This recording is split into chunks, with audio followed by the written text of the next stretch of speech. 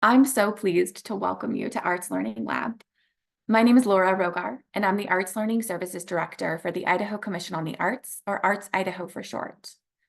This webinar is presented by Idaho Commission on the Arts, which is a state of Idaho agency under the Office of the Governor. Our mission is to enable access to the arts, to arts education, and to the cultural and artistic heritage of all Idahoans.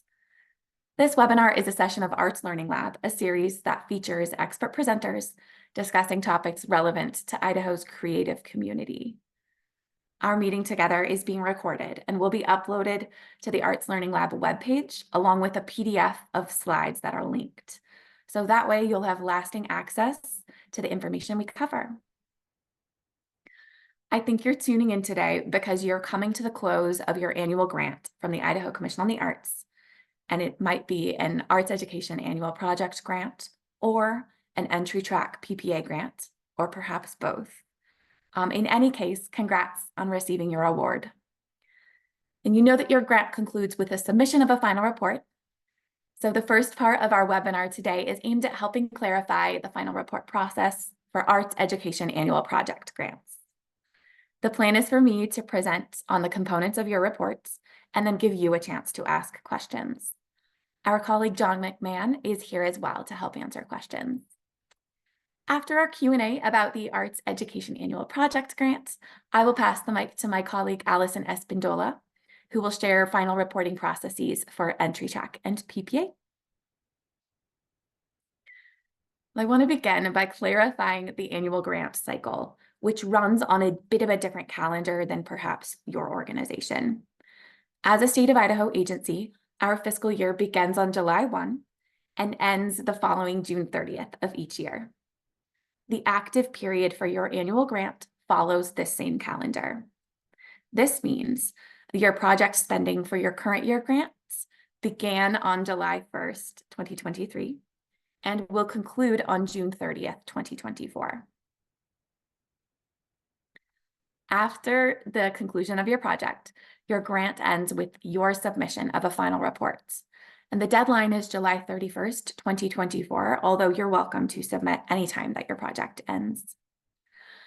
Also, please note that the next application deadline for Arts Education Annual Project grants is January 31st, 2025. And that deadline is for projects that begin after July 1st, 2025. Here's an overview of what your final report will contain. We'll dive into details in the following slides. But the intention of this grant is to provide funding for projects that support high-quality teaching and learning opportunities for K-12 students in Idaho. That should be the main lens for your reporting. You'll want to share basically, how was learning presented? What was the impact? You'll include narrative details about the kinds of activities completed during your project and the outcomes for student learning. You'll describe the teaching artists and the learners who benefited, and you'll support your narrative with photo and video documentation. You'll also indicate that you've secured Guardian permission to document youth learners with your FERPA release form. Finally, you'll share financial information about your project and counts of the kinds of folks who your work impacted. You'll work in the WebGrants online portal to prepare and submit your reports. And the last note is that if you are primarily a development specialist, I really encourage you to work with your lead educator or education director as you prepare this report for the Arts Education Annual Project grant.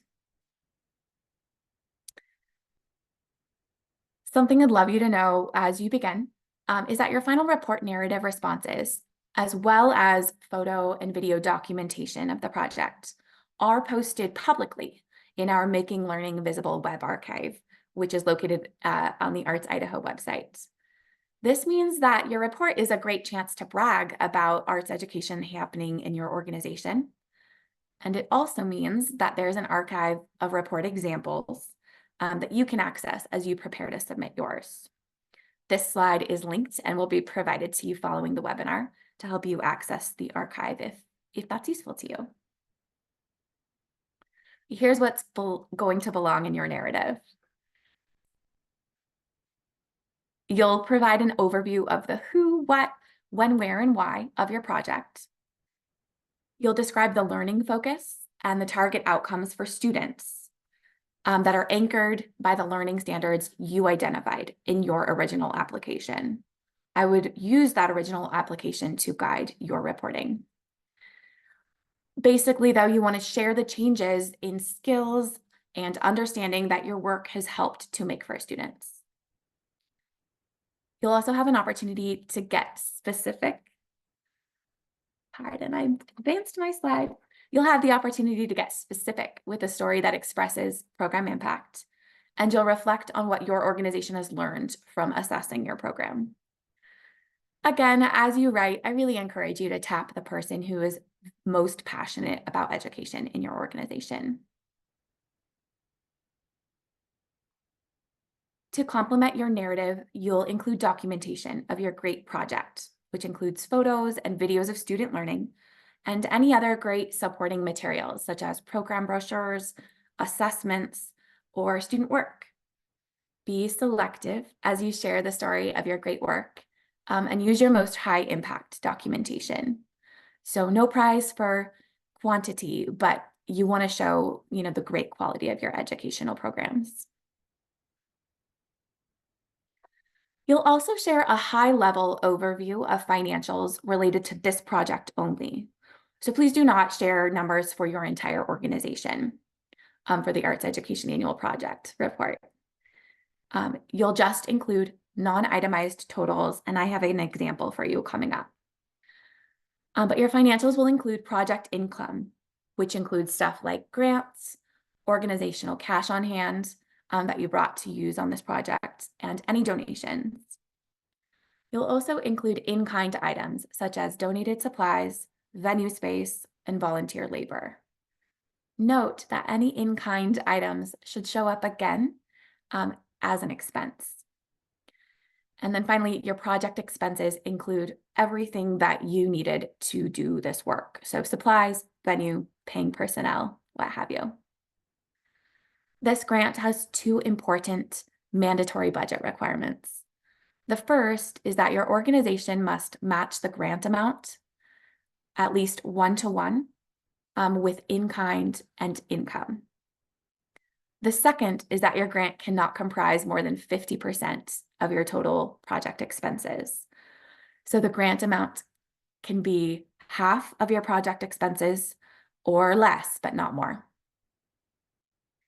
So as promised, here's an example of final report financials.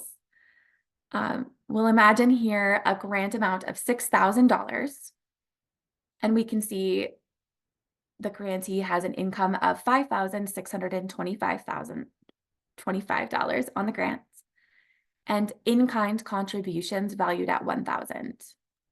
These two items together are added to make the match, which the system will tabulate for you. So the match on this project is $6,625. Does it match the grant amount of $6,000 1-to-1? It does. The other thing to note is that the expenses on this project were $12,150. Is the grant amount less than half of the expenses? Yes. So this budget meets both financial requirements. Note that there's also a field to explain and describe your match. If you'd like to share where your cash income is coming from, you can do so in that explanation field, which is just a text field. And then to support the documentation of student learners that you share in your grant, you'll need to show that your organization collects Guardian permission to capture and share images of youth. FERPA is an acronym that refers to the Family Educational Rights and Privacy Act. And you need to submit a form that you use for Guardian image release. Note that there's no need to include actual signatures or a list of all student names. That obligation to know whose images you have permission to release will stay in your organization. And if you do need an example of a form you could use for future programming, we have one available for download that you can tailor to suit your needs, and it's linked there. You'll also report counts of all the different kinds of folks who you engaged during your project. Include artists hired, any adult audience members, and please avoid inflated numbers. A good faith estimate is just fine. You will also share total contact hours, which is the total of hours that learners spent in active educational programming with your organization. Lastly, you'll list the physical address of every place where your programming occurred.